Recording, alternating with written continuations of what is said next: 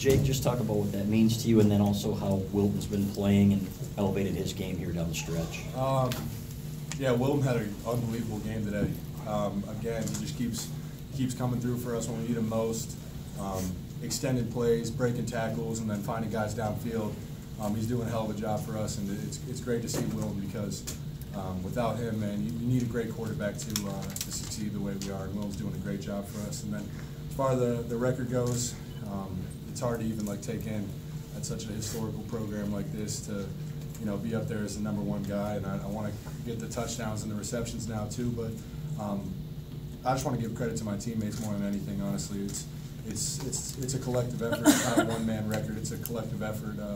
The O-line, the receivers, the running backs, the coaches, the defense, special teams. It's not a one-man job. So credit to those guys. Standing all the way to the back left, Justin. Guys, kind of going off that, maybe Davion and Jake, if you want to jump in on this as well. The team attitude is really starting to show itself more and more as Jim's been here and as you guys continue through the season.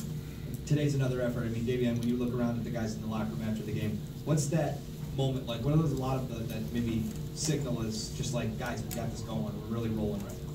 Do you feel that way? Definitely. We all believe in each other. We believe in our defense.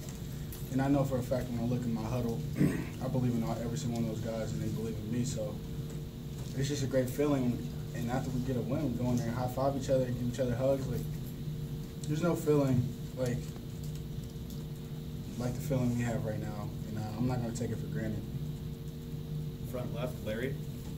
Jake, Davion, can you talk about how, for whatever reason, Dave was more involved and how much he can help you guys maybe more down the stretch statistically? The great thing about this offense and this team is everybody's unselfish. When we drop back and look to pass the ball or we look to run the ball, it's not a one-dimensional offense where we're trying to let one person dominate the game. And everybody understands that.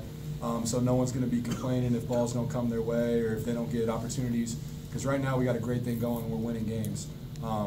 And I guess today, it was JU's day. He was getting open, Wilton was finding them, and that's great to see. It's special because we have so many different weapons that defenses have to game plan for. It's got to make it really tough on them.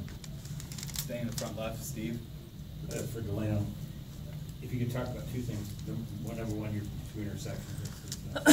And then also what the defense is doing in the team to get in the red zone and the goal line stands you guys had the last couple of weeks. I'm going to start with the red zone, but we practice red zone coverage every day in practice. We take pride in it, so we take pride in people not scoring on us. They got to settle with a field goal, and that's how we come in with the mindset coming to games. With the 2 picks today, I just had a great D-line. I'm blaming the D-line. The quarterback just threw them up to me. That was like little gifts. Got time for a few more for these guys. Please raise your hand. We'll get a microphone to you. Stay on the left here with Larry in the front row. Maryland had more passing yards than anybody has had against you this year. Was that just a function of they couldn't run, or is it something you guys need to work on? It wasn't that they couldn't run. We still got to work on things. We got to improve every week. But they had a game plan like we're going with little screens and little toss plays, and it worked pretty well. So it wasn't really no deep passes. It was like a little screen game. Other questions? Please raise your hand so we can get a microphone to you. Standing left here. Davion and Jake, if you guys can both respond to this. Some teams come out of a rivalry game like the Michigan State game and there's some sort of a letdown. You obviously didn't have any sort of a letdown. Can you just speak to the importance of the performance you put forth today to keep that goal in mind, which is obviously staying undefeated throughout the season? Honestly, we look at every game as a rivalry game. Every team wants to beat us. And I mean, we knew the coaching staff over at Maryland, so Coach Derrick used to coach us. And we knew he was going to have those boys fired up and coming ready to play. So, I mean, we're going to approach it like any other game, but we're going to play with a chip on our shoulders for sure because we know what type of mentality Coach Derrick brings, and we want to match it and actually go forth and just really just put them down in the dirt.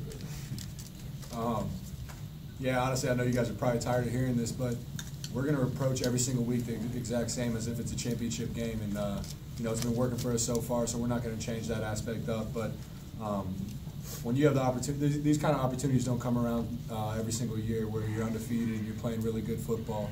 So we're not going to take that for granted. We're not going to relax a little bit. We're not going to start patting ourselves on the back. We're going to continue to work, and if anything, we're going to work even harder going forward because we know how much is on the line. Third row middle, Rachel. This question's for Davion. Every week, a different running back seems to rise up. You got 4 to pick from, your quality backs. What made this your week? Honestly, I don't know the answer to that question. Maybe it was Coach Weeks calling, Coach Harbaugh's, I don't know.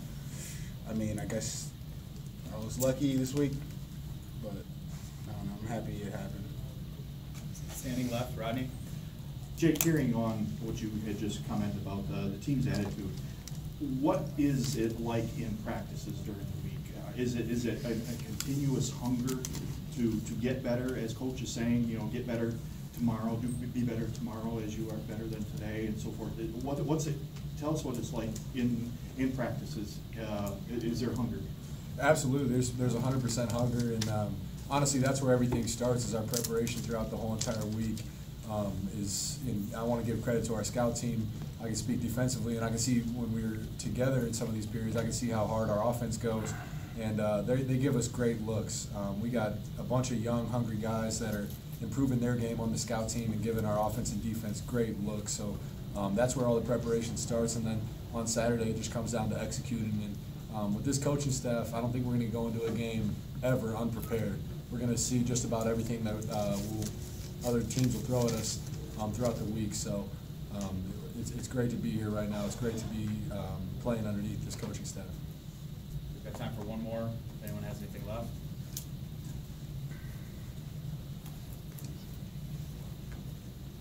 Back row, Lynn. Gentlemen, these score differentials on a day like this, does this speak to simply an excellence that this team is all about now, or is it got a component of a certain amount of lack of compassion? Does it have a certain amount of recklessness to it? How do you classify that? Because this is an annihilation today. It speaks to hard work, honestly. Hank Aaron spoke to us a few weeks ago, and he said there's really no secret to success. It just comes down to hard work. And since we walked off the field last year against Florida, we've had that mentality, and we knew what this team could be. And through winter conditioning, summer conditioning, fall camp, every single week this season so far, we've had that mentality, that lunch pail mentality of just hard work, because we don't want to let this opportunity slip through our fingers. So that's really what it comes down to.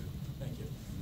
Last question, front left here, Larry. Did any of you get see Coach Harbaugh's reaction to the Chris Evans touchdown that wasn't? And your reaction to that? My reaction to it was I thought it was a touchdown, and Coach Week, like Coach Week always does, he comes over, explains to us exactly what happened. His foot didn't touch the ground, so it wasn't a touchdown. I mean, I still think it's a touchdown in my eyes, but it happens. It happens, but I was kind of mad for him. But Chris is a good guy. He didn't care that much. And that was not a PI on Drake Harris before, so there was a back-to-back plays right there. So, hey, it don't matter though. This team's just going to find a way to get it done. Hey, thank you for your